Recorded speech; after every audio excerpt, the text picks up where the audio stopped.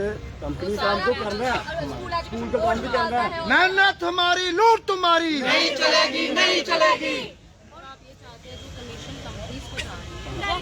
Ma'am हम साथ नहीं दो मैम, हम वो भी नहीं मांगते इनसे। इनको बोलो आप कंपनी क्यों नहीं निकाल दो, मुझे ये बताओ इतनी कुछ इनको मिल रहा है वहाँ से।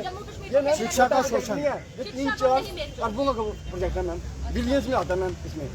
तो भाई आप क्यों दे रहे हो, और हमें दो, हम ज्यादा मेहनत कर रहे हैं। स्कूल का इंफ्रास्ट्रक्चर डेवलप करो, जो लैब्स हैं मैम, जब हम लगे थे बच्चे हमारे पास कम इनरोल हो रहे थे, नया प्रोजेक्ट था। आज 7 साल के बाद हम एक जगह इन्फ्लेशन रेट कहाँ पे पहुँच गया। जब हम अपॉइंट हुए थे हम सिंगल थे, आज हमारे साथ हमारे बेबीज हो गए, फैमिलीज हो गया, उनको किसके सहारे छोड़ के जाएंगे। 16 7 years दिए अपने गोल्डन में, और आज हमारे साथ इंजस्टिस क्या हो रहा है कि हमें टर्मिनेशन लेटर्स, हमें प्राइवेट कंपनीज, बाहर की कंपनीज आके अपने स्टेट के लोगों को कि हम प्रोटेस्ट क्यों कर रहे हैं, उठा सकते हैं। अब हमने गोल्डन पीरियड दिया मैम, ओवर एज होने वाले यहाँ पे कुछ ट्रेनर, अब हम कहाँ जाएंगे। 7 साल हमने बच्चों को स्किल्स प्रोवाइड किया, स्किलफुल यूथ बनाया। हमारे यहाँ के कितने बच्चे कितनी अच्छी जगह पे आगे पढ़ाई कर रहे, बीटेक कर रहे, एमटेक कर रहे हैं। तो ये इसलिए हमने किया कि हमें टर्मिनेशन लेटर्स मिलेंगे। और आज जितना भी यूथ है वो सभी जो है इसी स्किल में आगे जाना चाहता है। उनके इंटरेस्ट अगर आप स्कूल में पूछोगे ना तो वो हमेशा यही बोलेंगे कि हमने आगे जो है इसी फील्ड में आगे कंटिन्यू करना है, क्योंकि मैम हमें बहुत ही ज्यादा अच्छे स्कूलों में पढ़ाया जा रहा है, हमें कंटिन्यू करना है। और बच्चे भी मैक्सिमम जो है हर एक बच्चा, इवन हम ट्रेड्स में बच्चों को डिवाइड करते हैं, बच्चों को ये बोला, बच्चे भी ये बोल रहे हैं कि मैम हमने आप ही का सब्जेक्ट लेना, हमने कोई और सब्जेक्ट लेना ही नहीं है। इवन बच्चे इतने इंटरेस्ट लेके हमारे सब्जेक्ट को पढ़ रहे हैं, तो कुछ ना कुछ तो हमने वहाँ पे किया होगा ना, इसी कारण आज वो परमानेंट सब्जेक्ट्स तक बन गए। 11th और 12th में ये परमानेंट सब्जेक्ट तक दिया गया है, क्योंकि हम कुछ कर रहे हैं ना, इसी कारण उसको 5th सब्जेक्ट परमानेंट सब्जेक्ट बनाया गया है। मैम हम वेल क्वालिफाइड कंडक्ट कर रहे हैं सब कुछ। वो बोर्ड हमारी जो गैजेट है, जो रिजल्ट की होती है, उसमें हमारे सब्जेक्ट्स का रिजल्ट मेंशन है, और हमारे रिजल्ट 100% है।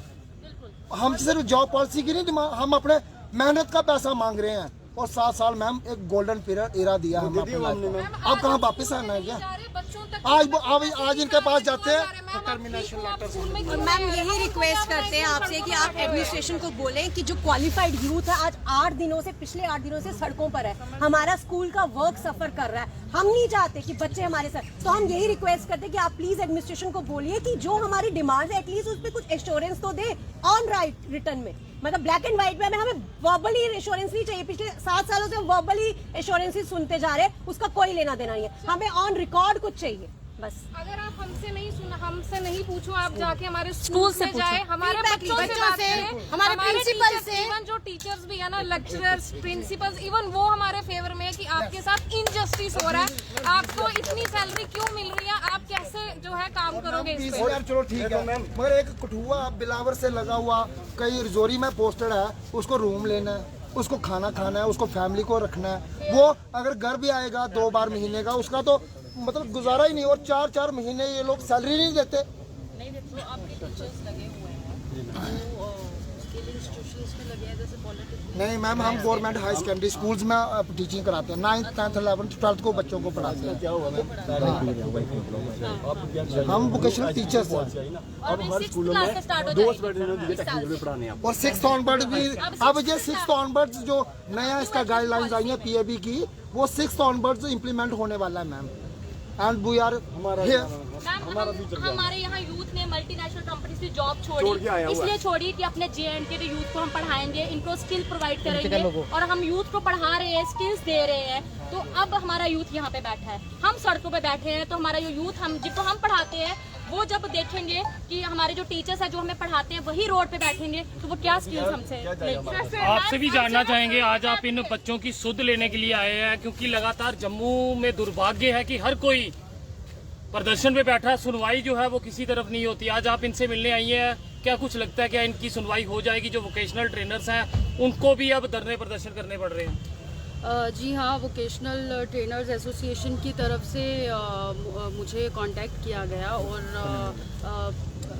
मुझे बहुत बुरा लगा ये जानकर कि कई जो है दिनों से ये लोग धरने पे बैठे हैं, श्रीनगर हो चाहे जम्मू हो। और मैं यही कहना चाहूँगी हमारी जो एलजी एडमिनिस्ट्रेशन है जम्मू कश्मीर में कि इन लोगों की सुनवाई होनी चाहिए, इनकी हमारे युवाओं की आवाज़ को सुनी जाना चाहिए। क्योंकि आप अगर कहते हैं कि हम युवाओं के लिए, युवाओं के भविष्य के लिए जो कर रहे हैं वो कर रहे हैं, हम जी युवाओं को आगे लेकर जाना चाहते हैं, तो फिर आज हमारे जो युवा हैं वो क्यों सड़कों पे हैं, वो क्यों जो है वो आप बीती अपनी सुना रहे हैं। और मीडिया की मैं इसमें दाद देती हूँ, क्योंकि एक मीडिया ही ऐसा माध्यम है जिसकी वजह से जो है ये लोग अपनी आवाज़ को उठा पा रहे हैं। वरना अगर आप देखिए एडमिनिस्ट्रेशन तो इनकी बात सुन के राजी नहीं है। इसीलिए हम कहते हैं कि किसी भी लोकतांत्रिक देश में जो है वो जो सरकार चुनी जाती है उसकी यही इम्पोर्टेंस होती है, क्योंकि उनके अपने प्रतिनिधि होते हैं जो उनकी आवाज़ को सुनते हैं। अफसरों को तो पड़ी ही क्या है, अफसर तो अपने एसी में बैठ के